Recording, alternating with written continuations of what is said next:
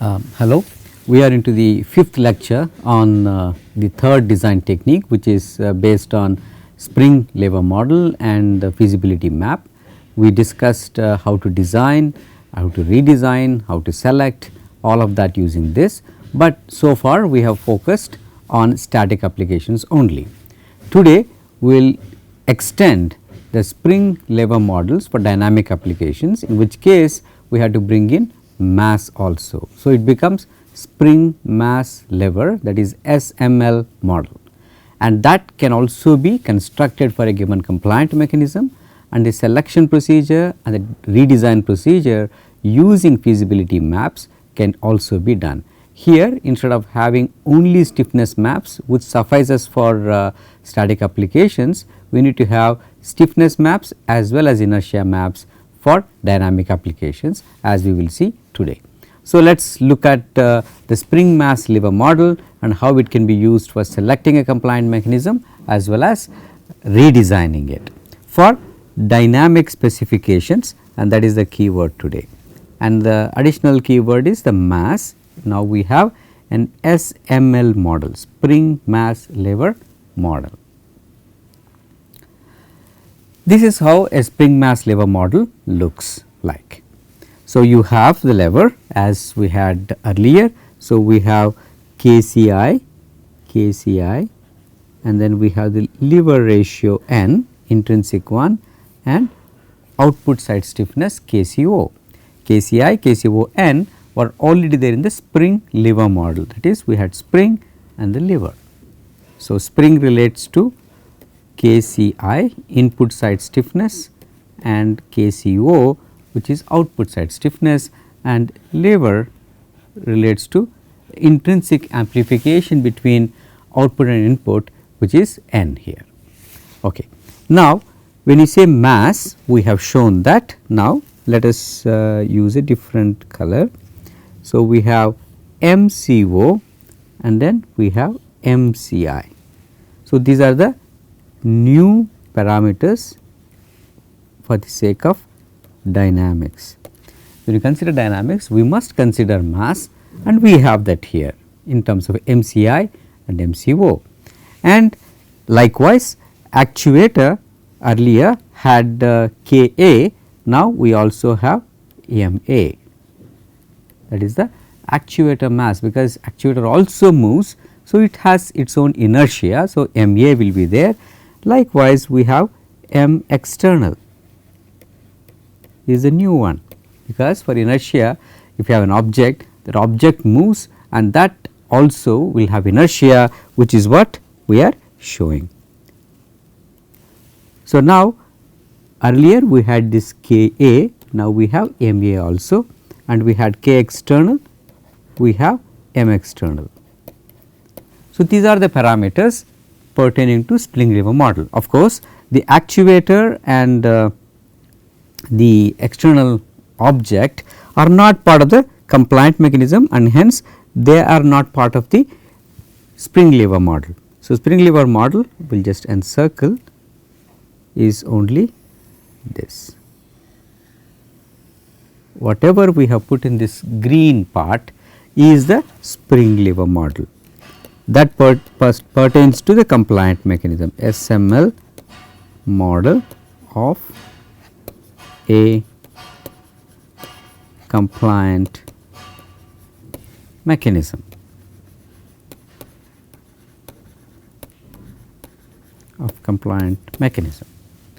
So, we have this to represent compliant mechanism abstractly, just like SL model did for static response. Now, we can also handle dynamic response.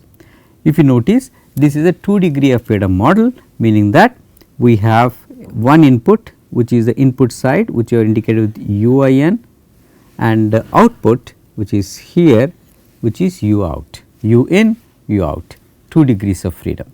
So, when we write equations of motion for this model, it is a dynamic system. Now, we have input side displacement U in and output side, that is MCO's displacement, which is U out. And of course, external force will have its own, but we assume that they are connected together with something. that can be a rigid rod or there can be another spring and so forth, depends on how it interacts. So, but we have that also indicated here. And similarly actuator, again there is a connection between output section of the mechanism and this. We are just partitioning the inertia into input and output, just like we did for the stiffness earlier. Is a 2D degree of freedom model. When you write equations of motion, we know that there will be two equations of motion, one governing u in, one governing u out. That does not mean that u in and u out are decoupled. In fact, they are not decoupled here. We will see that there will be a coupling term between the two. In other words, you cannot solve for u in alone or u out alone, you have to solve for them together because their equations of motion are coupled with each other. So, in order to write equations of motion, the first thing we do is we start with Lagrangian. So, this L here we call this Lagrangian, as in the Lagrangian dynamics, and Pe here is potential energy of the system. This is the potential energy, and this is, as you would have guessed, is kinetic energy. This is the kinetic energy. So, we take this Lagrangian and write that potential energy here will have, due to the springs KCI, Ka, they both will have u in square in their energy kinetic energy terms, and KCO will have u out minus n u in, because MCO how much ever it moves for that spring, this moves, if this moves by n u n, this point will move by n into u n. So, this moves by u out minus n u n square will be that. So, all this is strain energy in the mechanism, and the external spring also has energy. You put half k external u out square, that is the potential energy here due to mainly strain energy, all of it is strain energy.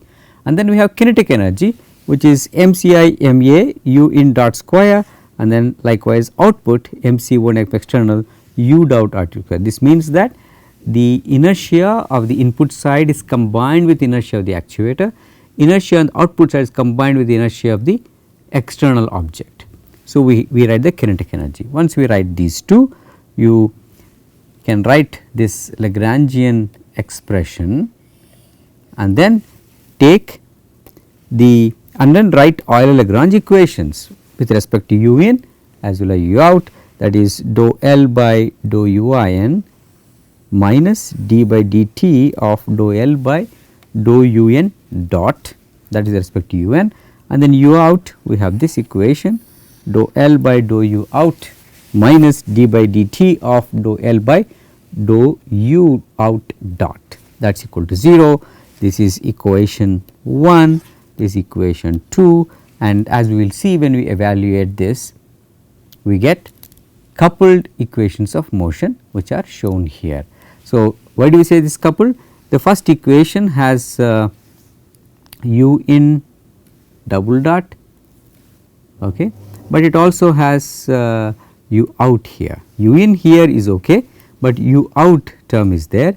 Likewise, u in term is there in this. That means that these two equations, what we wrote in the last slide as 1 and 2, these two equations are coupled equations, but they are simple enough to solve. The reason we say they are simple is that they are linear in the sense that we can write them in the form of a matrix. So, what we get here is same as what we had done for the static response earlier with spring lever model. This we call it a stiffness matrix,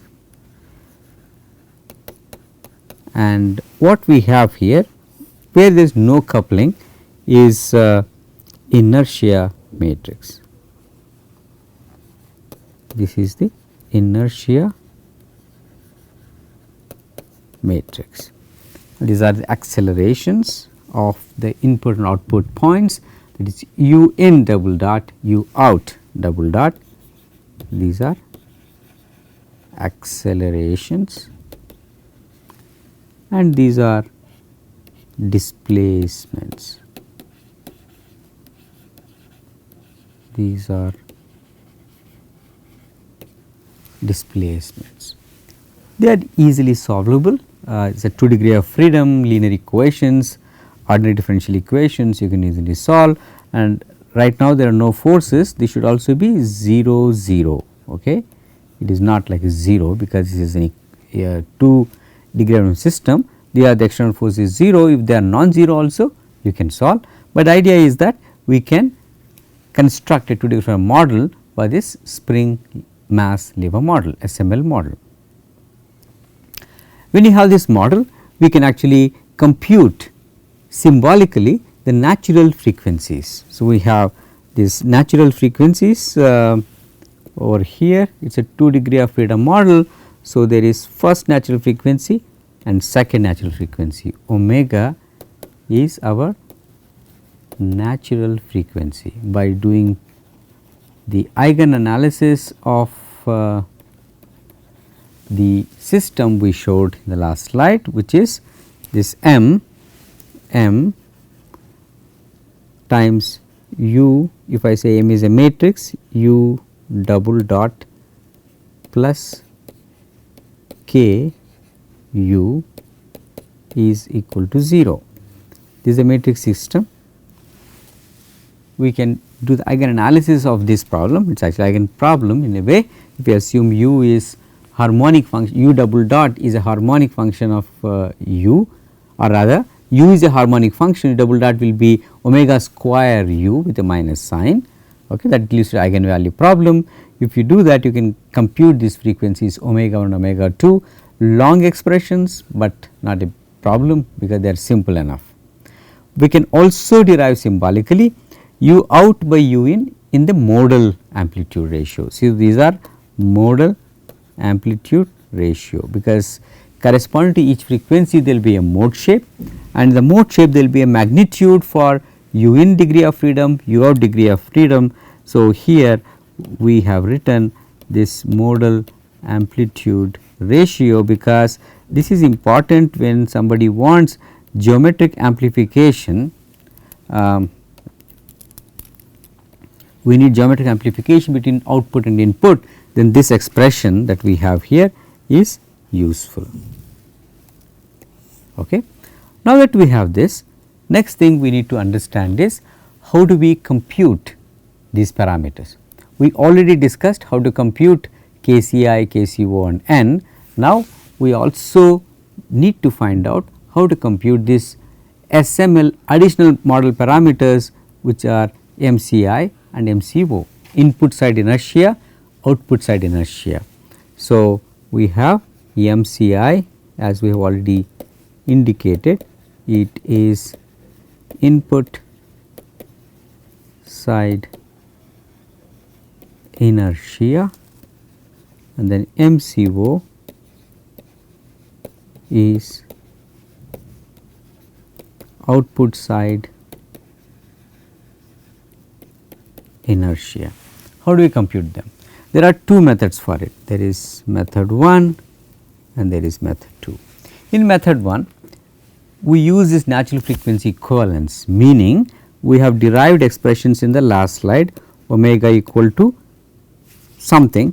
It is going to depend on, if you go back and look at what is there, we will have KCI, KCO, N, MCI and MCO, K external, those things will be there.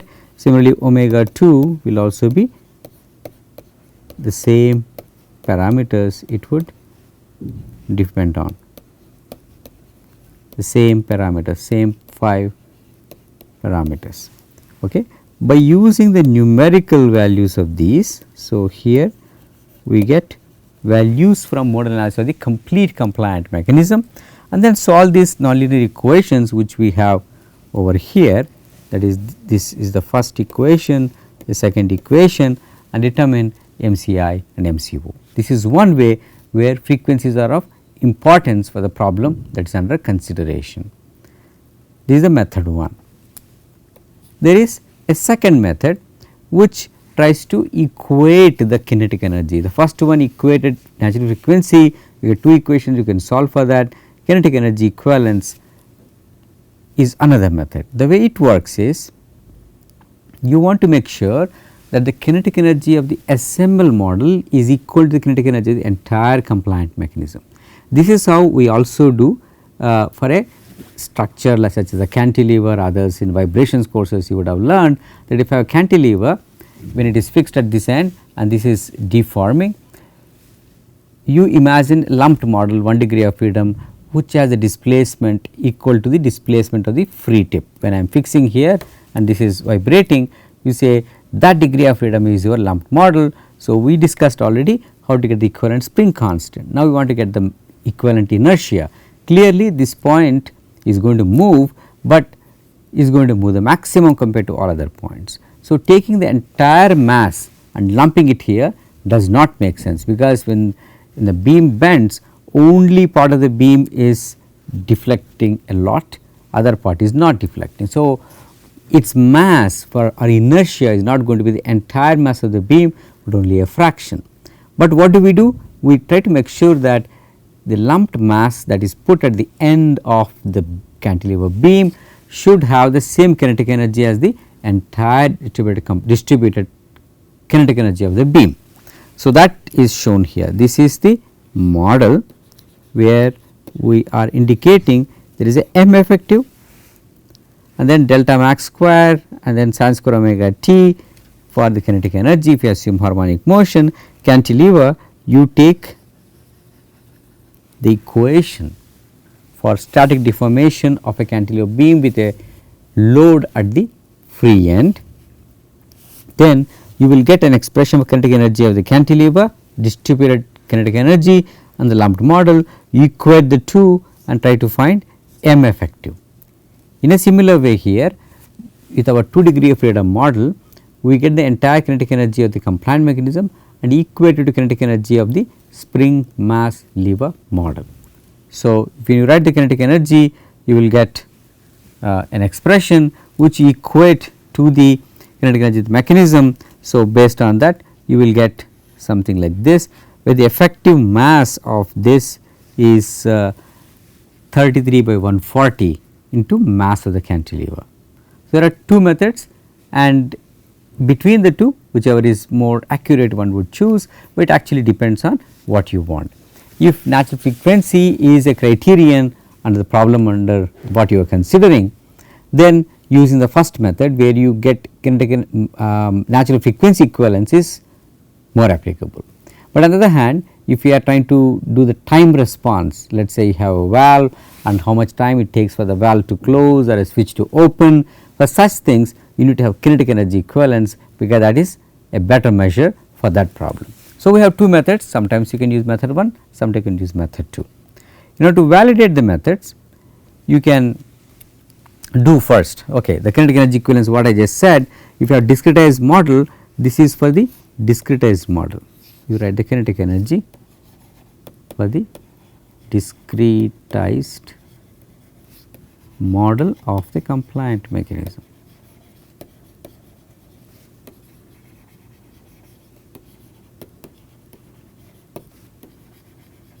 This is the discrete model of the compliant mechanism and this is SML model. We equate kinetic energy of these two, and that is how we get to calculate MCI and MCO. So, that is the MCI expression and this is MCO expression. Here is an example. There are a lot more examples in the PhD thesis of Sudarshan Hegde and couple of papers that are written on it. So, here by taking 4 mechanisms M1, M2, M3, M4, we are comparing the SML model with the complete finite element model in terms of this U out by U in, omega of the entire system, omega of the DACM alone. You can see what kind of a comparison exists, and in fact comparison is pretty good. That is, the spring mass lever model captures complete finite element analysis quite accurately in modeling here, and the error is, as you can see, maximum is 2.25, everywhere else is pretty close to 0. and the M1, M2, M3, M4 that are noted here are basically the database of compliant mechanisms that we have. A number of them are given here, 4 of them are used to draw that. These are called DACMs because they are displacement amplifying compliant mechanisms, long name and hence an acronym DACM. So, here for these we have all the parameters KCI, KCO, and these are static, and then we have 2 dynamic parameters MCI and MCO. These are the 5 parameters for the spring mass lever model or SML model. We know how to compute that. Now, we go back and then see what we can do in terms of validating this model. If any model is approximate, here we have a 2D graphic model with entire compliance such as this. Let us say this is fixed over here and fixed over here. When you apply force over here like this should also come in the same direction in this particular one. We can take this and then give a step input at the input or output somewhere and then observe the other things, and it gave a pretty good match in the case of input displacement and output displacement. Output appears more accurate input because here the number is 0.4 whereas here the number is 0.04. So, when quantity is small comparison with another quantity that has error will be quite visible. When the quantity is large 10 times larger than 0.04, then they appear to be on the same curve, that is a full finite element analysis and SML analysis. Having done that, next thing we need to do is in addition to having stiffness maps, we need to now have inertia maps. Stiffness maps showed KCO versus KCI, inertia maps will show MCO versus MCI. So, there will be 2 maps and then we can have n value as a grayscale in both, and there is a cursor indicated. There is a cursor for a particular point. If I click there, that will also have MCI, MCO which we are not shown, but they are shown here, they are shown. So, this will be the MCI value, this is MCO value, this is KCI value, this is KCO value. So, as you move the cursor, let us say from there we move somewhere else, you would see that this cursor also will move in some fashion. In some fashion I am saying, I am not suggesting in a particular way, it actually depends that now the feasibility volume is not a 3-dimensional place, a 5-dimensional place. Now, we are projecting onto 2-dimensional space KCI, KCO space, MCI and MCO space. That is important. Remember that now when you write a feasibility map, you will have feasibility maps for stiffness and inertia. So, our feasibility map here, feasibility map, this is for stiffness, and we also have inertia, and that is for the inertia. So, this for stiffness, this for inertia. So, we can take this and get these 5 parameters for the mechanism and then move on to selection procedure. So, let us say we take this example of a micro machined accelerometer where you would like to pick this mechanism, this compliant mechanism. There is already proof mass and suspension given. Now, for this we do not know the design yet, we do not know its stiffness characteristics or inertia characteristics. We develop this model by using one of the 2 methods. First KCI, KCON has to be done the way it was done for static applications spring lever model. Now, spring mass lever model you can use one of the 2 methods that we discussed today and get all the parameters and go ahead with simulation of this and compare this with finite element analysis to see that they are equivalent. But then we do not have a design. First we need to see based on user specifications, if natural frequency omega is of interest to the user will specify that natural frequency, let us say fundamental 1 should be more than certain value, less than certain value. This also becomes a user spec, user specification. In addition to input force, input displacement, output force, output displacement, and so forth, whatever we have, our actuator stiffness, external spring and external inertia, actuator inertia.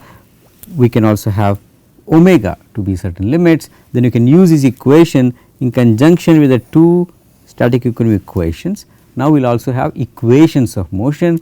We need to solve for the parameter space, such as the one shown here. Now, we have KCI here, this is stiffness map, and KCO here, this is the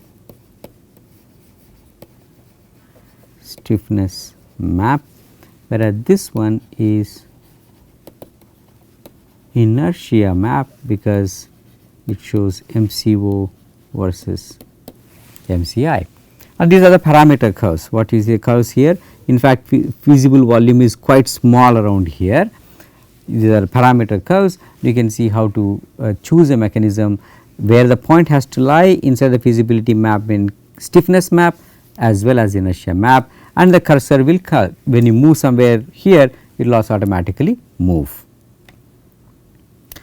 And once you do that, you can focus on the stiffness map and try to get it inside and match the value of n also, because that is important, because n is not visible here.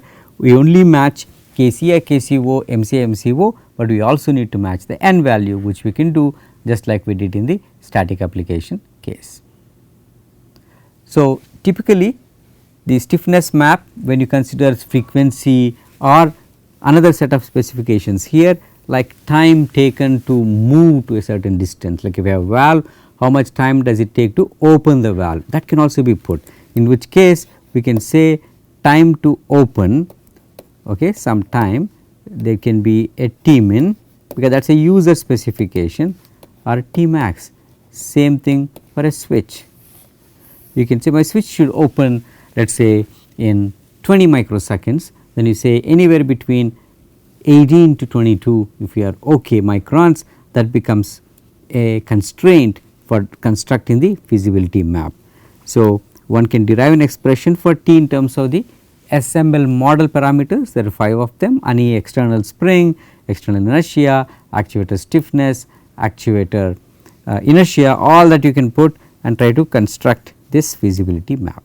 And a point here satisfies everything, we can walk away with that, we are done. If it is not, we need to do the redesign using this parameter curves like we did for the static applications, and that is what is being shown here, that stiffness map, that is all of this area now is being shown very little in the next one, that is here, yeah, the same map, and how we can move from where we are by increasing width, decreasing width, increasing x size, or this is decreasing x size, this is decreasing x size, this is increasing x size, we can actually construct it, finally get it into the feasibility map, both in KCI, KCO stiffness map as well as MCI and MCO inertia maps. Okay. To summarize, what we can do in terms of selecting and redesigning a mechanism for dynamic applications, we have to first decide on what specifications the user wants to put. These are usual input force, input displacement, output force, output displacement, and then we have actuator stiffness and actuator and inertia also here now, and then external stiffness and external inertia. We have those. For SML model, we will have the input side inertia, output side inertia, MCI, MCO, and then n remains as it is. Specifications could be natural frequencies, time to close, or some maximum stroke during the dynamic application, any of those, any dynamic response you can put, and then try to take that into account in the 2D graph SML model, so that it can be used to draw the feasibility map for that dynamic specifications. Again, these 5 parameters that we have can be thought of as properties of compliant mechanisms KCI, KCON and MCI and MCO. We discussed two methods to compute input and output inertia values. Either of the methods is fine. If natural frequency is a performance specification in design, then you have to use the first method where we use natural frequency equivalence, otherwise we can use kinetic energy equivalence, the second method, to compute input and output inertia values, that is MCI and MCO parameters, and almost any dynamic response can be incorporated in selecting as well as redesigning a compliant mechanism. The key here is to have two maps. We have the stiffness map KCI, KCO versus KCI, we will have likewise MCO versus MCI. So, this will have the stiffness map will be something here, and there will also be inertia map. So, we put a cursor here, they both correspond to each other. When I move this, this will also move to corresponding point in that map. Okay. So, the selection decision procedure works for dynamic applications as well. The material that we have covered is taken from this PhD thesis of Sudarshan Hegde, which is available to you as part of the supplementary material for this lecture, and also two papers that have been quoting for this part of the course for the spring lever model as well as spring mass lever model. In the next lecture, we will look at an implementation in MATLAB as well as a Java based script where we can do this feasibility map being drawn as per your specifications, and how to select a mechanism, redesign and so forth. Thank you.